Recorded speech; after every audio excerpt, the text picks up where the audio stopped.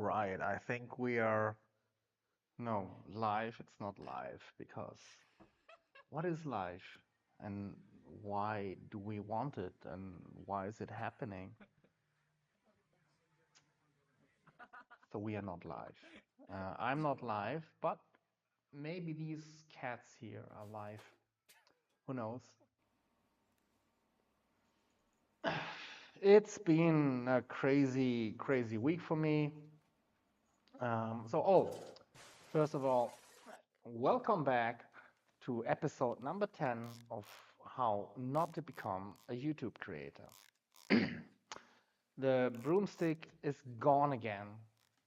And maybe you want to ask, so what's happening with the broomstick? So it's here, then it's not here, and then it's here again, and what's going on? Well, it's a big mystery, but I'm gonna solve the mystery. I have a person who is here sometimes, and that person likes to use my broomstick for the intended purpose of the broomstick, which obviously I don't do, I don't understand. I kind of appreciate it sometimes, but hey, as many times as I say, hey, please don't move it, just leave it there. Nah, it's gonna be moved.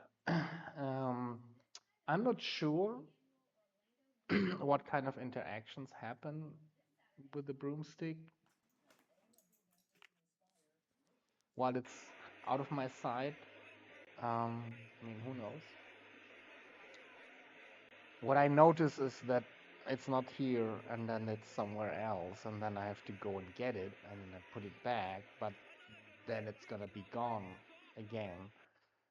And I kind of grew tired, I guess, of doing that. So I just gave up. Yeah, be inconsistent, okay? Don't have goals, don't aim for anything. Just let go of the fucking broomstick, you know? Also, I did shave. I don't know why. I think one of the main reasons is that I noticed when I watched some of the recordings I did that I use a lot of the not it's not a word, it's the expression um, um, um, and so on. And so I use a lot of so's too. Obviously, the first thing that came into my mind is doing a video just, being so and so. But then again, too predictable, not gonna do it. So here we are again. Obviously, we have the good old friend here, Mr. Gin, Mr. Tonic, and most importantly, we have Katja's Kinder, the best licorice in the world. Never be without it. Just so good. Mm. Yeah, let that sink in. Really, let it sink in for those who don't have any. So I try to have a chill week since last, what was it, Sunday and Monday. We had all these scandals going on, politics.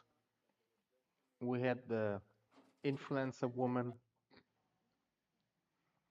separating from her husband after 3 months, or she was thrown out. Whatever is the story, we don't know yet. Um, with the sad story of the 9-year-old boy killing at least killing and torturing at least 23 animals.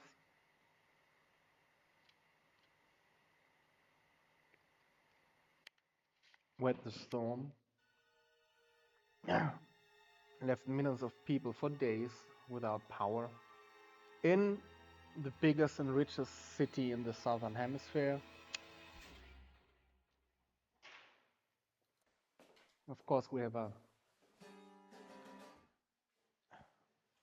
poor, silly immigrant drinking and smoking on camera. Yay. Hold on, what's this guy doing? This video, okay, there's a cat. Okay. It's about cats. It's all about, at, if you take everything at one point, it's gonna be all about cats. You know, the videos I'm doing. I miss my cats.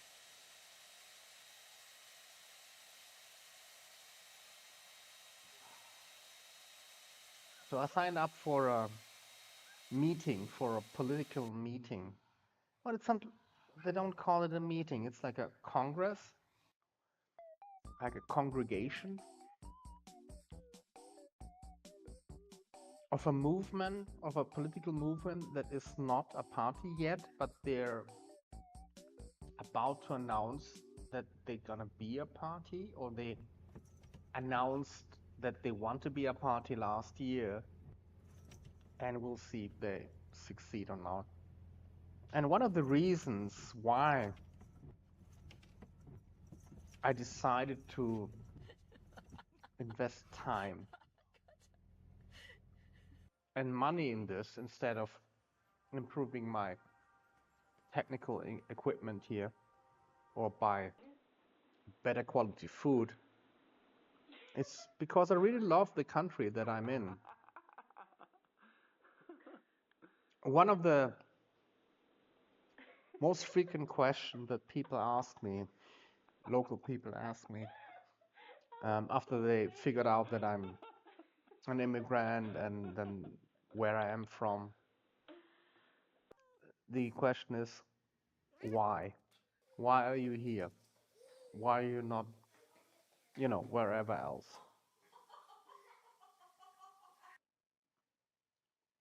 And I never struggled with an answer. So my answer for the last 24 years is because this is the country of my heart. It's not the country I was born in. It's not the country I chose. I didn't choose it. I woke up one morning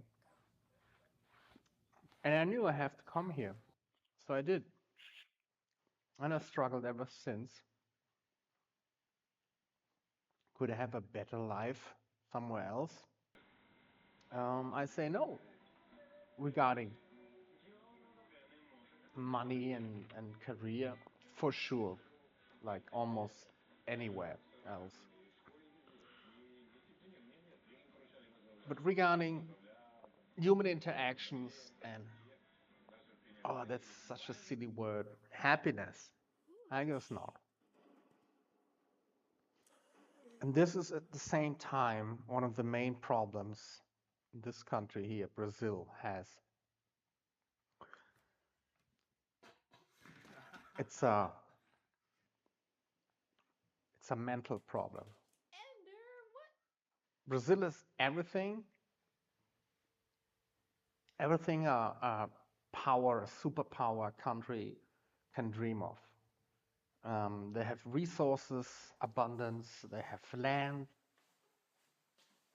abundance. They have climate is still great. No earthquakes, hurricanes, tornadoes, whatever, tsunamis. It's a very, very rich country. It's also a very rich country in point of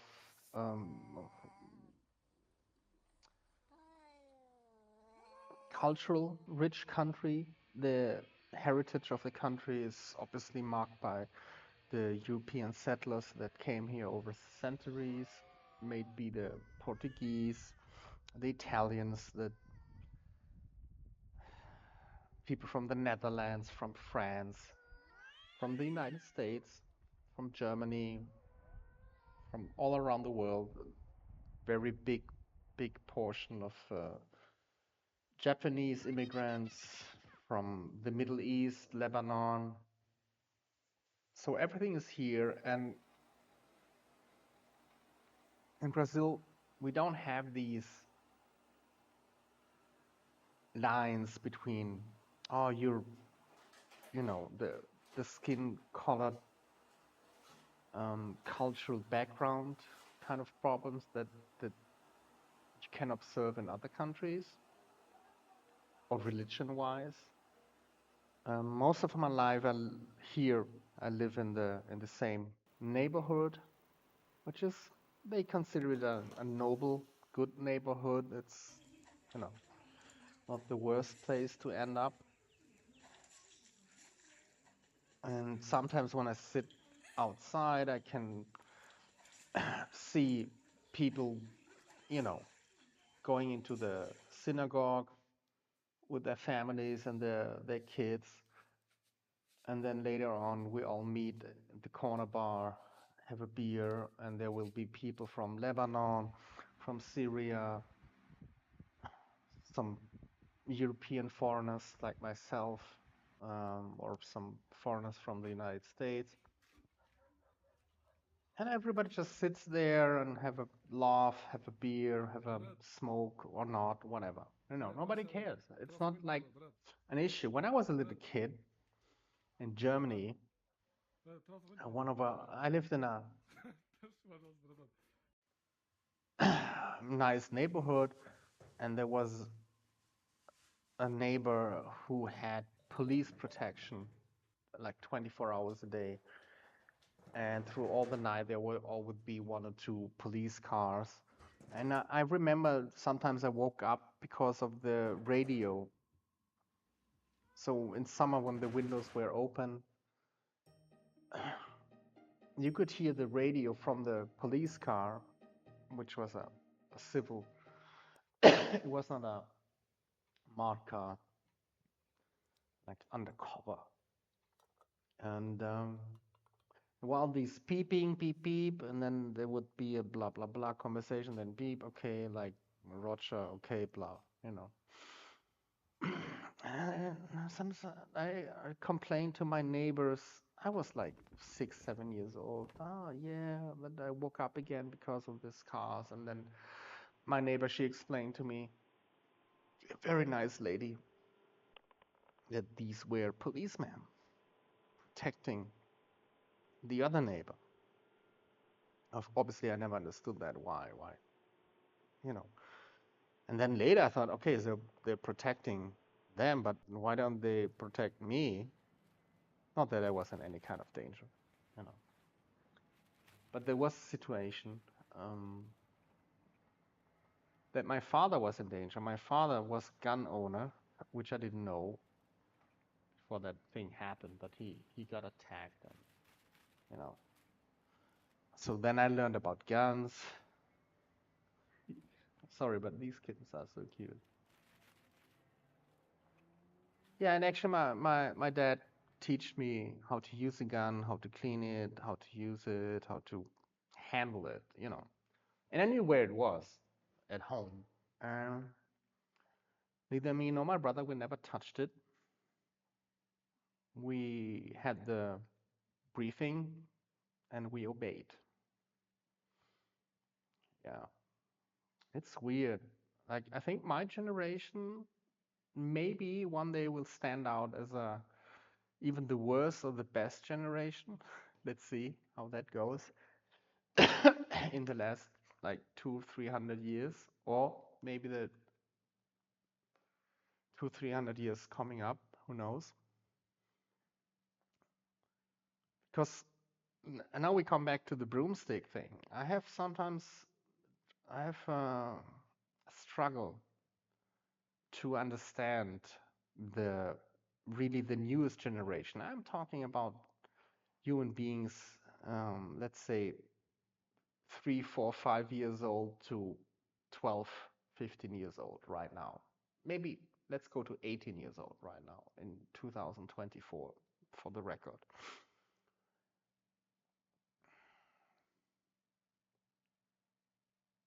I- have I'm interacting with these kind of people because the person who uses my broomstick is a mother of these kind of people.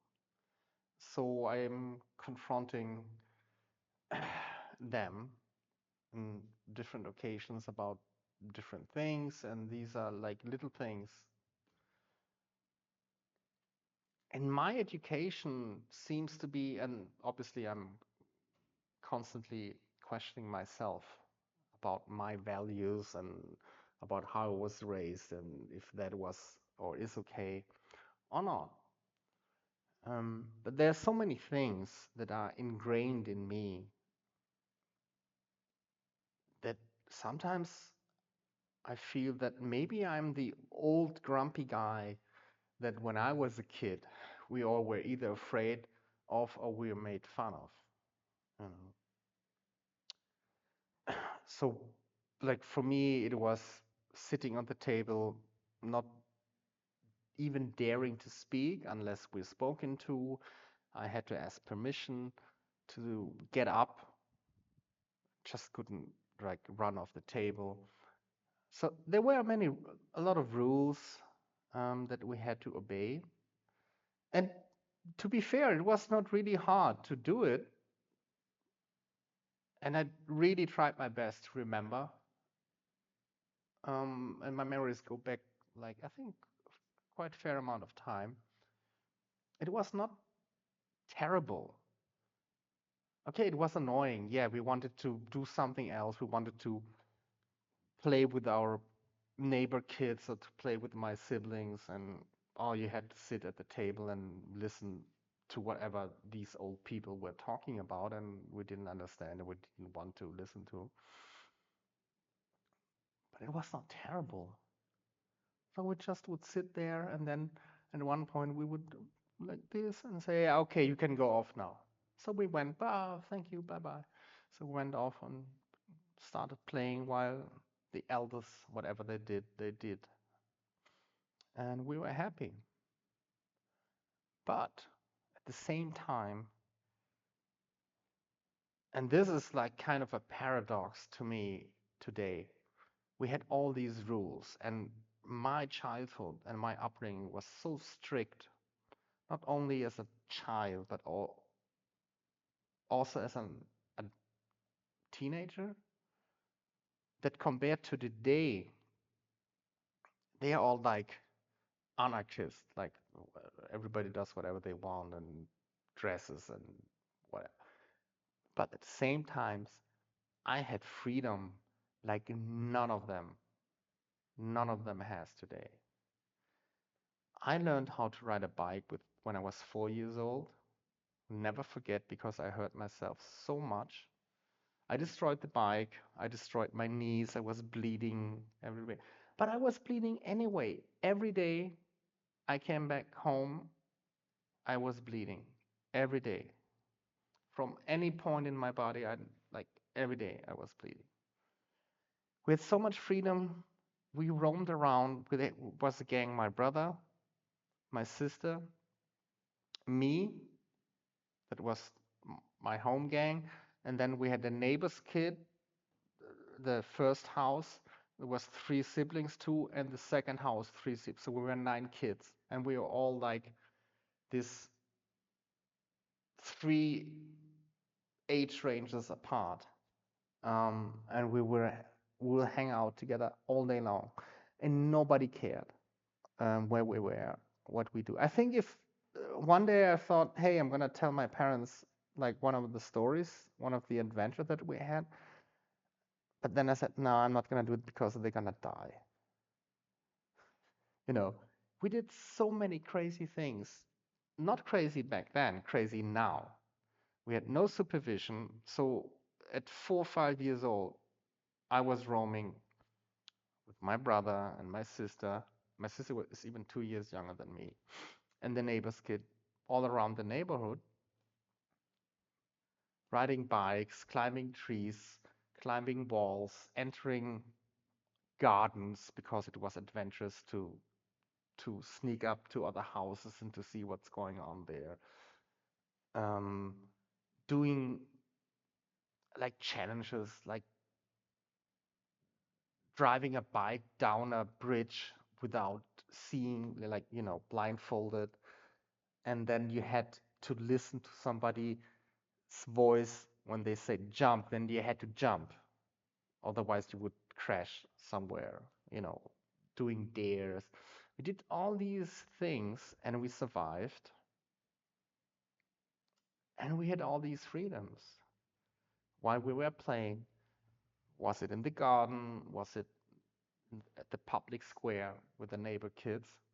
Or all around the city and the neighborhood, which obviously grew larger and larger every day that we explored it.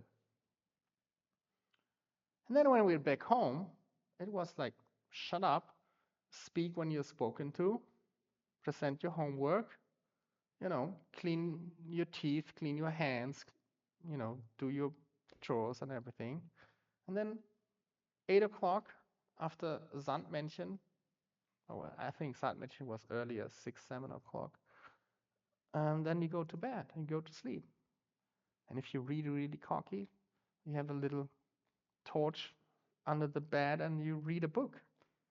A book! I think you have to explain this to the new generation what a book is. So we did all that, but we were super free. Nobody told us what to do. Nobody explained things to us. They just told us what not to do. And in a way, I'm not sure yet, but in a way, I think that was fantastic. So we had the freedom to figure out everything, but we were limited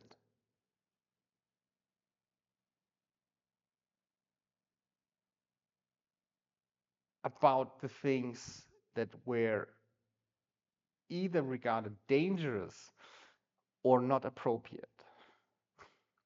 And obviously, we didn't set these limits. The adults did that for us. And I think that worked out great. Because the one thing about freedom is that if you give a person, it doesn't matter if it's a child or adolescent or grown up, if you give a person freedom, then this person will discover things. And this person will do things maybe in a way, because again, we didn't have any explanation. We had to figure things out. And this will eventually evolve into new things and then benefit everybody else. Somebody discovers something. It may be a country, it may be a planet, it may be something scientific, whatever it is. But the one thing you need to do that is freedom. So we had this freedom. And even after that, I went to a boarding school, conservative boarding school. And there, you cannot, like, by no means you can say that this was a place of freedom.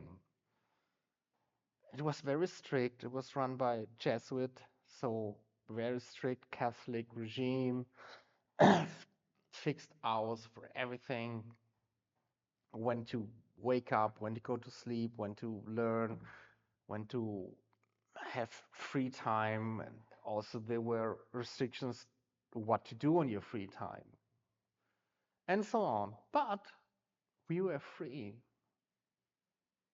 We could challenge our educators, and they would not punish us for that. They would engage with us in a discussion, and they would reason with us. They would just not say no or yes. It was always like debatable. So in that regard, we were super free. And one of the, I think I mentioned that in one of maybe my first video, like I grew up with the thought that nothing that you hear, you listen to, or you read is to be taken as the truth. You always have to do your own thinking and research and work and blah, blah, blah about that. And this is so precious. So I meet, no, I don't meet, that's the wrong word. Sorry, my English is terrible. So I sat down with he's 18 now. And he approached me. I wanted to learn English, and I know my English is terrible, but for some people, my English is better than no English at all. If I can help him, and I say, yeah, sure, I'm gonna help you. You can do some grammar. You come here, and we do some irregular verbs and blah blah blah, and you know, all right. And then somehow we drifted off, and he said something about we're talking. I think the conversation went into some kind of not politics, but because of the election we had, or we still having now, we have the second turn of the local elections. And then I asked him, yeah, oh, interesting. But did you read the program? And he like, what program? I said, yeah, the program of the political party we're talking about. And he said, no. And I said, like, hold on. So you have an opinion about that party, but you never read the program? Like, no answer. Obviously, no answer. Like, what is he gonna answer? And then I realized, okay, this dude probably read like 5 books in his life. But he made school, high school, and everything, and he graduated. And he's a smart kid. He's a really smart kid. So they didn't teach you, like, what did they teach you? Then we went to the topic of schools, and I was like, what the fuck? No, they have a program, and then you do that, and then you do the exams, and then you pass the exams, and then you're good. And what about, like, did they teach you how to think? And he didn't understand the concept that there is a concept about how to think, which we all have to learn. If you don't learn how to think, you cannot think. And that process never stops. So he never heard about that.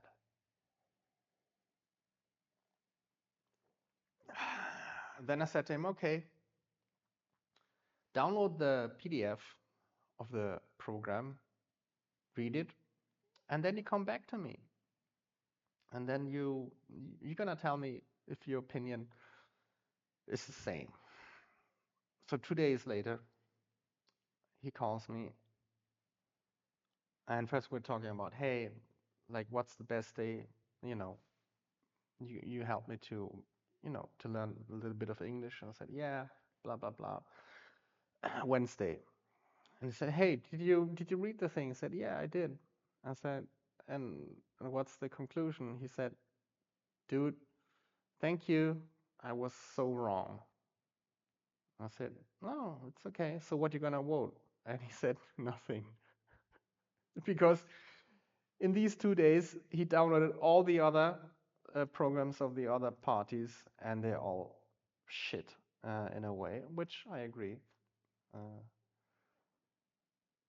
and then that made me feel good, because at least I could incentivize him to not take some information that he had, or some of, and and he formed his opinion about something that was nothing.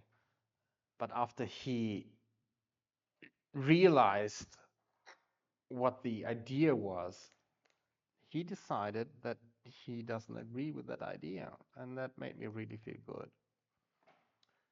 Obviously, that doesn't solve anything. The world is gonna spin and turn around, and everything is gonna happen what's gonna happen anyway. But if we teach enough people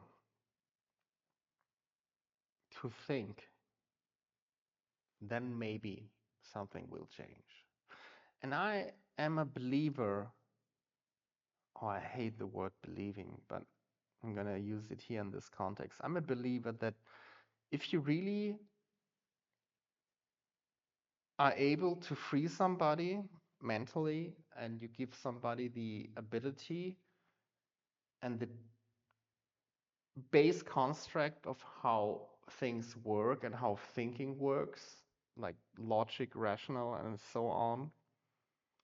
And I'm aware there are a lot of different streams in that regard, philosophical schools and so on. So don't get me started on that. But there is a main principle. I believe that if you get enough people to do that, to make them thinkers and take away the consumer part, because consuming is not just, I mean, the physical consuming is the least of that, buying stuff and watching stuff. It's the brain, the thinking thing, you know. So you make them thinkers, you free their minds by giving them the ability to be free. Then maybe one day we'll have a better world. Yeah, and that's how silly and still positive thinking I am, because I do believe that. And it doesn't matter what spectrum or what ideology you're seeking. I believe if you're really true to yourself and you having a rational argument, and the same thing goes for a thought process that is rational, there are not that many of completely opposite resolutions, no, results you can end up with. Like you cannot have like 10 different opinions whether or not it's good to leave your house, start walking, and just kill the first person who crosses your path, which you don't know, you've never seen, and you don't know anything about it. So they are not. It's not really arguable that that is a good or a bad thing. There is, at the end, only one answer, that it's not a thing that you should do.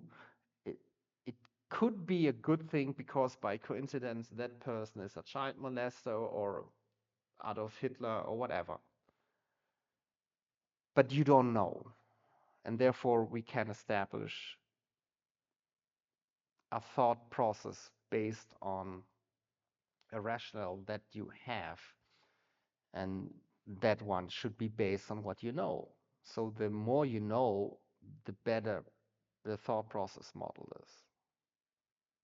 I mean, that's kind of my hobby right now. I'm building a LLM, a large language model, um, for the last 3 weeks. I'm not building it, okay? I'm taking some models uncensored and I'm teaching them, or try to teach them stuff. They only can act on what they know. So the more they know, the better they are. And this is, was, and always will be true about human beings and therefore societies. So we need people to know more. Free speech for the dumb, Metallica, obviously is a criticism in so many ways of society and contemporary, and of the country they live in. But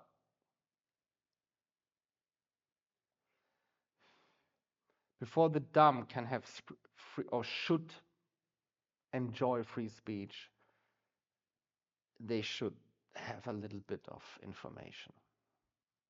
And I hope that people get to the point where they realize that they need information. I'm still, and that's probably one of the signs for everybody to realize that I'm an old guy. I'm still amazed that everybody nowadays have a device in the pocket, oh, in the hand all the time. They have access to the world's knowledge. They could teach themselves in 1 or 2 years to be a doctor, a physician, an engineer, whatever. If you really want, all the information is there. I teach myself every day new stuff, and it's free. So a factory worker with no official school education could learn how to be a, I don't know, a lawyer in 2, 3 years. He would not have the degree officially at first, but he could then apply for the bar test. And that goes on for any profession.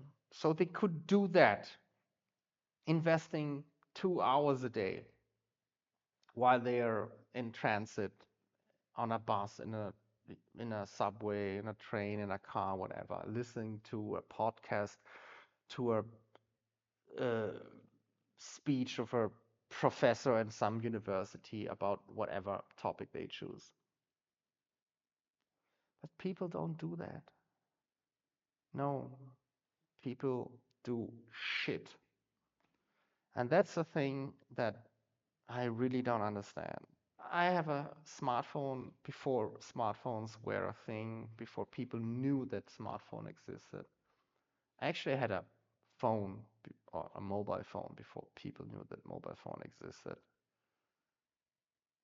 And until today, it never crossed my mind to use it for stupid things, apart from cat videos, which are not stupid because they give you a smile and happiness and love.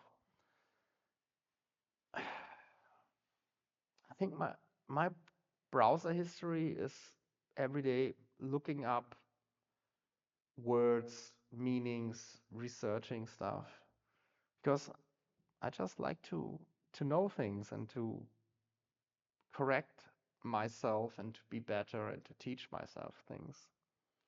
So that's kind of disappointed that the most things that people do is like just wasting their time caring about what other people do and having opinions that they cannot articulate why they have those. And that's just sad. And if you point it out, you get either anger, which is a normal human reaction, or silence, which at least is a sign of hope because silence might be an indicator of some kind of process. Yes. All right. I hope this was boring enough for all of you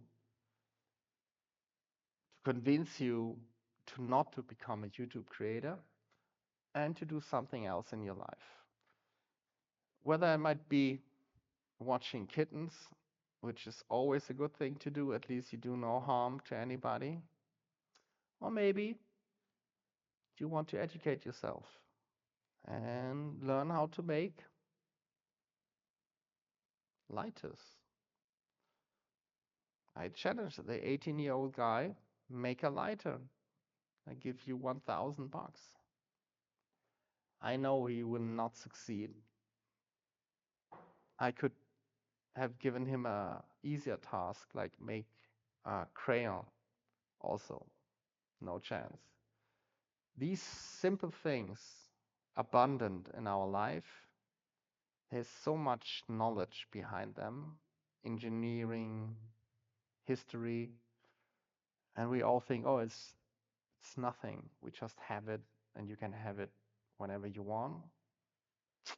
Make a lighter and let me know if you succeed to make a lighter. You know,